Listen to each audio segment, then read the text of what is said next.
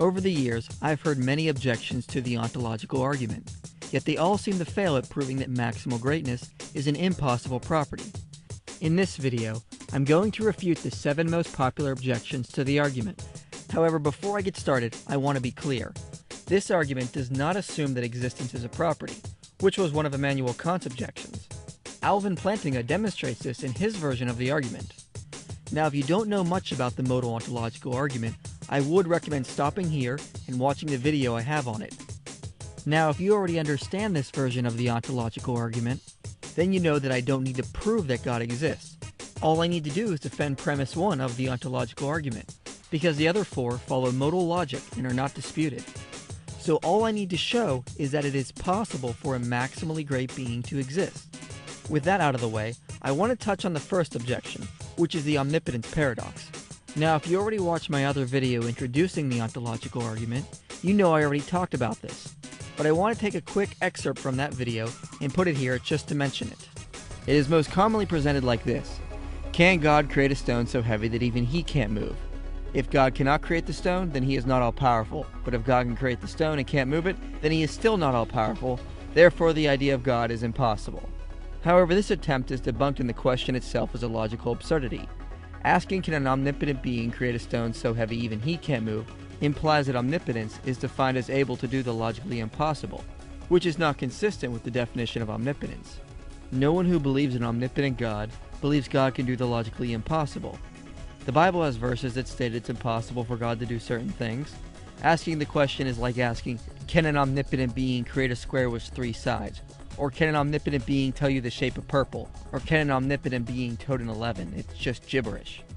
All these questions. Because I already covered this, I don't want to spend too much time on it.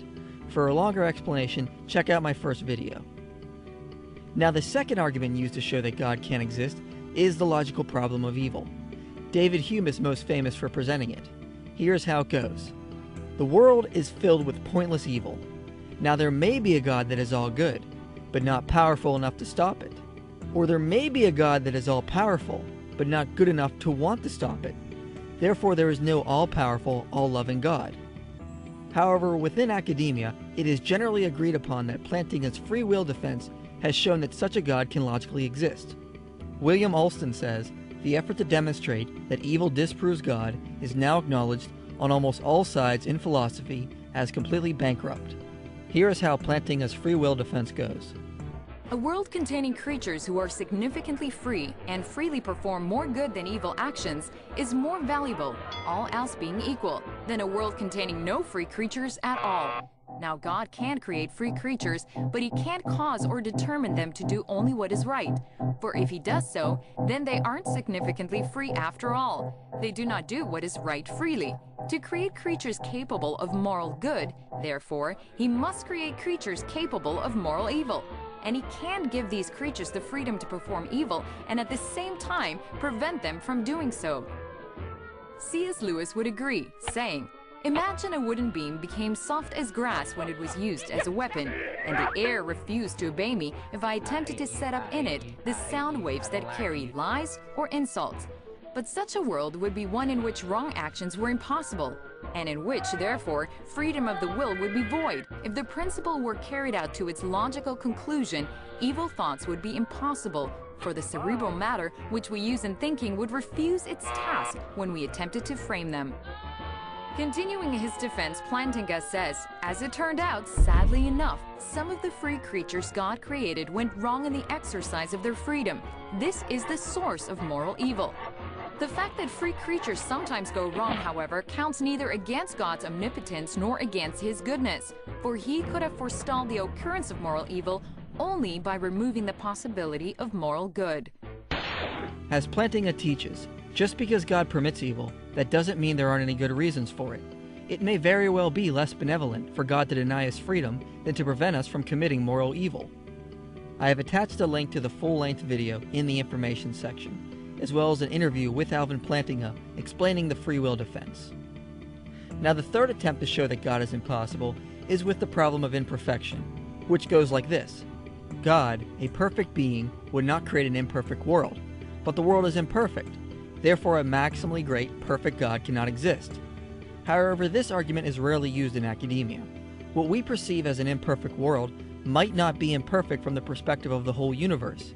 Plus, an atheist recently told me that even if the world were proved imperfect, the best conclusion you could draw is that there is no God both omnipotent and interested in creating a perfect world. Which is similar to the biblical definition that the world was created perfect and became imperfect after sin entered and humans went out from God's perfect protection. Therefore, all things we consider imperfect were once perfect and became imperfect with the absence of God to hold everything to perfection. Now, another attempt to disprove God's existence is to demand empirical evidence. Since there's no empirical evidence for God, then he can't possibly exist. Now, others and myself argue that empirical evidence can't prove the existence of everything. I mean, does the statement something must have empirical verification for it to be true have empirical verification? Besides, God is not defined as a three-dimensional physical being, so he can't be proven or disproven through scientific observation. So God's existence relates to this world in the same way Shakespeare relates to Hamlet, and it is impossible for Hamlet to prove the existence of Shakespeare through empirical observation of his world. Plus, we only need to defend premise 1, which only states that it is possible that God exists. To deny the possibility of God's existence, you would have to be omniscient, or have logical proof of his incoherence. So remember, in order to debunk this argument, you need to show that God's existence is utterly impossible, or it still stands. Now the fifth way is to try to do a reverse ontological argument, starting with premise 1 saying, it is possible that a maximally great being does not exist, then following with the other 4 premises and concluding that a maximally great being does not exist. Which seems logical at first, but the problem is in premise 2, because we need to remember that the idea of a maximally great being has not been shown to be incoherent. Therefore, the idea is coherent and doesn't contain any logical absurdities. Therefore, a maximally great being isn't impossible and can exist in some possible worlds. So if it is possible that a maximally great being doesn't exist in some possible worlds, then he has to be shown to be logically absurd before you finish premise 2. Plus, this argument's conclusion is that maximal greatness is impossible. But the modal perfection argument developed by Robert Madel establishes that maximal greatness is a possible property. Here's the easiest way I found to explain this argument. 1. If a property is a great-making property, its negation is a lesser-making property. Makes sense so far. 2. Great-making properties do not entail lesser-making properties. Makes sense because how could a great-making property be a great-making property if it required flaws? 3. Maximal greatness is the greatest of all great-making properties. Therefore, maximal greatness cannot entail its negation of non-maximal greatness. Now, number 3 is important because in modal logic, it is perfectly reasonable for a property that is logically impossible to entail its opposite. Take, for example, square circularity. Since square circularity is an impossible property, then all things must negate square circularity, meaning everything entails non-square circularity. But if everything entails non-square circularity, then we must include all impossible properties as well, which means square circularity entails non-square circularity. So, if we conclude that maximal greatness is an impossible property, then all things must negate maximal greatness.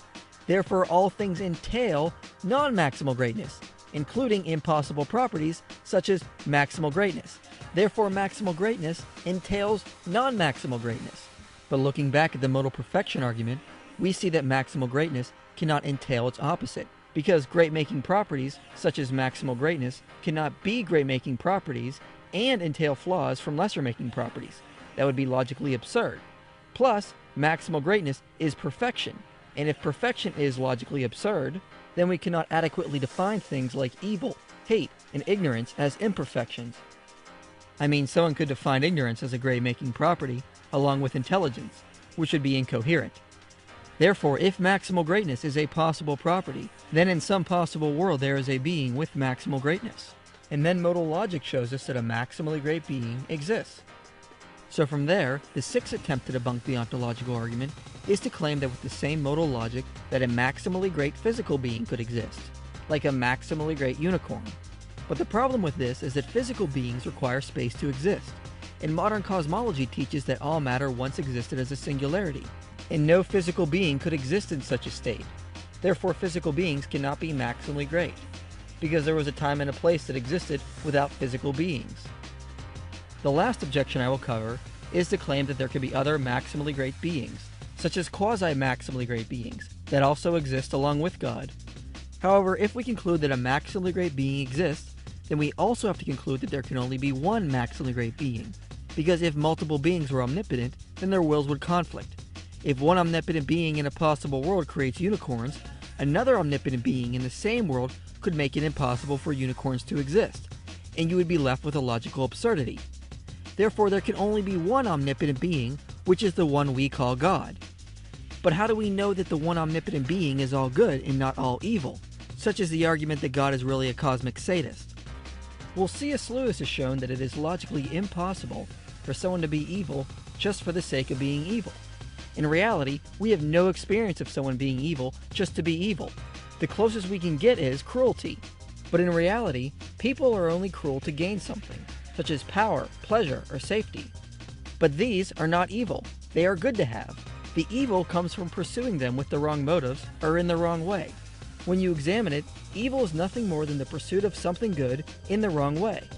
However, unlike evil, you can be good just for the sake of being good. You can do a kind act even if it gives you no pleasure, simply because it is the right thing to do.